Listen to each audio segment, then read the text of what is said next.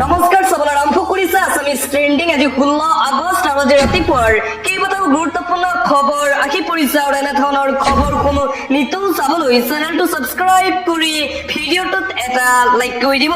যোৱাকালি স্বাধীনতা দিৱসত মাদ্ৰাছাৰ ছাত্ৰই গঢ়িলে ৰেকৰ্ড। স্বাধীনতা দিৱসৰ দিনটোতেই হাজাৰ হাজাৰ মাদ্ৰাছা ছাত্ৰই গঢ়িলে ৰেকৰ্ড।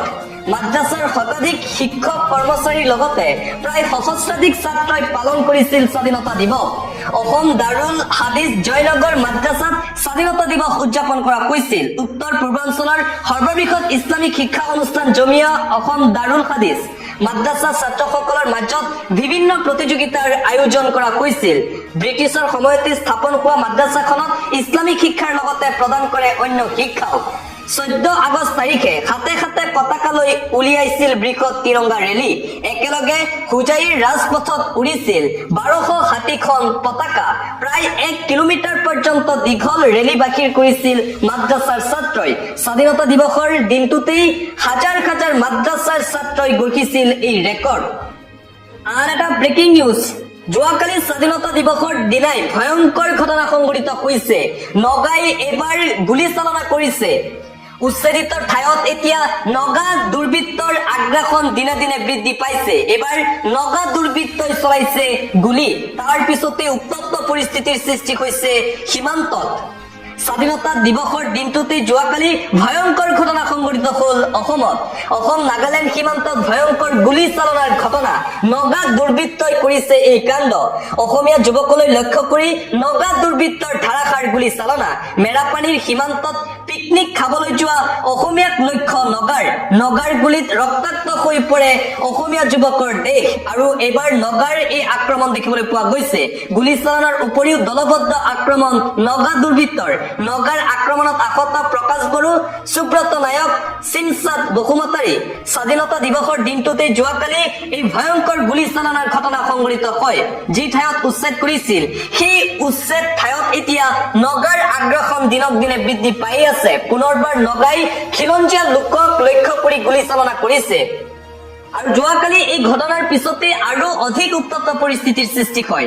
নগাৰ গুলীচালনাৰ পিছতেই যোৱা নিশা অধিক উত্তপ্ত হৈ পৰিছিল মেৰাপানী। নগাৰ গুলীচালনাৰ পাছত নিশা অধিক ভয়ংকৰ পৰিস্থিতিৰ সৃষ্টি হৈছিল। স্বাধীনতা দিৱসৰ দিনটোতে যিহেতু নগাই আক্ৰমণ কৰিছিল খিলঞ্জীয়া লোকক, মেৰাপানীত খিলঞ্জীয়া অসমীয়া মুঠেও সুৰক্ষিত নহয় বুলি ক'লে বীৰ লাচিত খানাই। ইতিমধ্যেই নগাৰ আক্ৰমণত গুৰুতৰভাৱে আহত 5 অসমীয়া যুৱক। অসমীয়াৰ সুৰক্ষা সুনিশ্চিত কৰাৰ দাবী মেৰাপানীবাসীৰ। আৰু বীৰ লাচিত খানাই নগাৰ প্ৰৱেশ নিষিদ্ধ কৰিছে মেৰাপানীত। কঠোৰ হৈ পৰিছে এতিয়া বীৰ লাচিত খানা নগাৰ বিৰুদ্ধে। পৰৱৰ্তী খবৰ, গোৱালপাৰাৰ উচ্ছেদিত ৰাইজে কান্দি কান্দি গালে ৰাষ্ট্ৰীয় সংগীত। আমি হাৰে হিমুজুৱে ভাৰতীয়। গোৱালপাৰাত যিসকল লোকক উচ্ছেদ কৰা হৈছিল সেই উচ্ছেদিত ৰাইজে যোৱাকালি উদযাপন কৰিলে স্বাধীনতা দিৱস। হাৰে হিমুজুৱে ভাৰতীয় গোৱালপাৰাৰ হাছিলা বিলৰ উচ্ছেদিত ৰাইজ। হাছিলা বিলৰ উচ্ছেদিত ৰাষ্ট্ৰীয় সংগীত পৰিৱেশন কৰি কান্দি উঠে। স্বাধীনতা দিৱসৰ দিনাই পুনৰ সংস্থাপনৰ দাবী কৰিলে চৰকাৰক। উচ্ছেদিত লোকসকলে অংশগ্ৰহণ কৰে পতাকা উত্তোলন কাৰ্যসূচীত। মুফতি ছাদ উদ্দিন কাছিমিয়ে উচ্ছেদিতৰ মাজত উত্তোলন কৰিলে পতাকা। টেন টানি হাছিৰা বিলত বাস কৰি আছে শ শ উচ্ছেদিত মিয়া পৰিয়াল। হাৰে হিমুজুৱে ভাৰতীয় গোৱালপাৰাৰ হাছিৰা বিলৰ উচ্ছেদিত ৰাইজ। এইদৰে গোৱালপাৰাৰ উচ্ছেদিত অসহায় ৰাইজে একত্ৰিতভাৱে উদযাপন কৰিলে যোৱাকালি স্বাধীনতা দিৱস।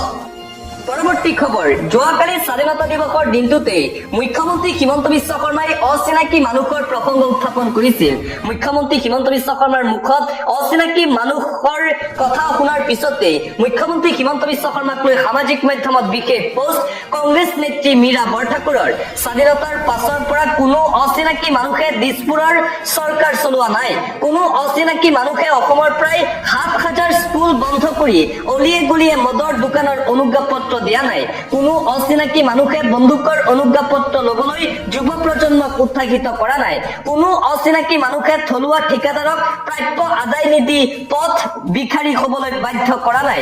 কোনো অচিনাকি মানুহে ৰাজ সাহায্যৰ নামত কোটি কোটি টকা লুণ্ঠন কৰা নাই। কোনো অচিনাকি মানুহে গীৰ গায়ৰ নামত গাই আৰু টকা আত্মসাৎ কৰা নাই।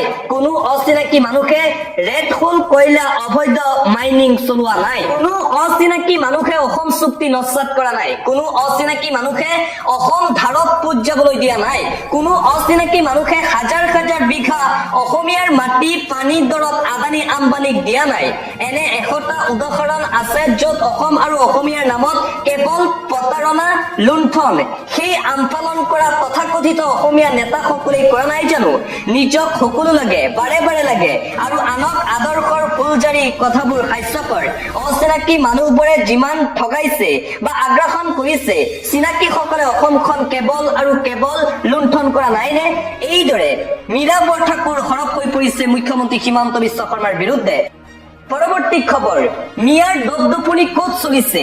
মিয়াৰ হাতৰ মাছ খাবলৈ ভাল, মিয়াৰ হাতৰ শস্যও খাবলৈ ভাল, মিয়াহে বেয়া। মিয়াই যিসমূহ শস্য উৎপাদন কৰে সেই শস্যসমূহ খাব পাৰে, কিন্তু মিয়াক গালিও পাৰে। মিয়াৰ হাতৰ মাছ খাবলৈ ভাল লাগে। মিয়াই খেতি পথাৰত দপদপাইছে, কৃষি বিপ্লৱ কৰিছে মিয়াই। মিয়াই কাম কৰি অসমক উন্নতিৰ পথত আগুৱাই নিছে। মিয়াই কোনো ধৰণৰ আগ্ৰাসন চলোৱা নাই অসমত। মিয়াই অসমীয়া ক'ব নজনা বুলি কোৱা সংগঠনৰ নেতাই নিজেই নাজানে অসমীয়া ক'বলৈ। সংখ্যালঘু নেতাৰ এই বিস্ফোৰক মন্তব্য। এটা পলিটিকেল ব্ৰেকিং নিউজ এই মুহূৰ্তত আহি পৰিছে। যোৱাকালি স্বাধীনতা দিৱসৰ দিনটোতেই বিজেপিত ব্যাপক খগনীয়া। স্বাধীনতা দিৱসৰ দিনাই বিজেপি, কংগ্ৰেছ আৰু তৃণমূল কংগ্ৰেছৰ প্ৰায় 50 গৰাকী নেতা সদস্যৰ ৰাইজৰ দলত আনুষ্ঠানিকভাৱে যোগদান। যোৱাকালি স্বাধীনতা দিৱসৰ দিনটোতেই ৰাইজৰ দলৰ এই বৃহৎ যোগদান কাৰ্যসূচী দেখিবলৈ পোৱা গ'ল। ৰাইজৰ দলৰ সভাপতি অখিল গগৈৰ উপস্থিতিত দলৰ মুখ্য কাৰ্যালয়ত এই যোগদান অনুষ্ঠান হয়। আন এটা গুৰুত্বপূৰ্ণ খবৰ, পুনৰবাৰ ধৰা পৰিছে অবৈধ নাগৰিক। মুখ্যমন্ত্ৰী হিমন্ত বিশ্ব শৰ্মাই সামাজিক মাধ্যমত কৰিছে বিশেষ পোষ্ট। মাজনিশাৰ অবৈধ অতিথিক শুভ বিদায়। কালি মাজনিশা নেতিবাচক উদ্দেশ্যৰে ভাৰতত প্ৰৱেশ কৰা 21 জন বাংলাদেশী অনুপ্ৰৱেশকাৰীক আটক কৰি শ্ৰীভূমি সীমান্তৰ পৰা বাংলাদেশলৈ ঘূৰাই পঠোৱা হয়।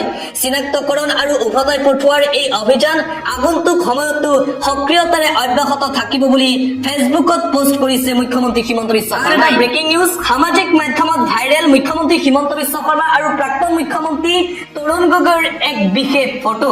যোৱা দুদিন আগত মুখ্যমন্ত্ৰী হিমন্ত বিশ্ব শৰ্মাই কৈছিল, মই যেতিয়া কংগ্ৰেছ দলত আছিলো তেতিয়া ৰজাৰ দৰে আছিলো, কাৰো ভৰিত ধৰা নাছিলো মই। কিন্তু মুখ্যমন্ত্ৰী হিমন্ত বিশ্ব শৰ্মাই যেতিয়া কংগ্ৰেছ দলত আছিল তেতিয়া কংগ্ৰেছৰ প্ৰাক্তন মুখ্যমন্ত্ৰী প্ৰয়াত তৰুণ গগৈৰ ভৰিত এইদৰে ধৰিছিল। আৰু এই ফটো ইতিমধ্যেই সামাজিক মাধ্যমত ভাইৰেল হৈ পৰিছে। এতিয়া বিৰোধীয়ে কৈছে এই ফটোৰ পৰাই প্ৰমাণ হৈ যায় মুখ্যমন্ত্ৰী হিমন্ত বিশ্ব শৰ্মাৰ কথাৰ মূল্য কিমান।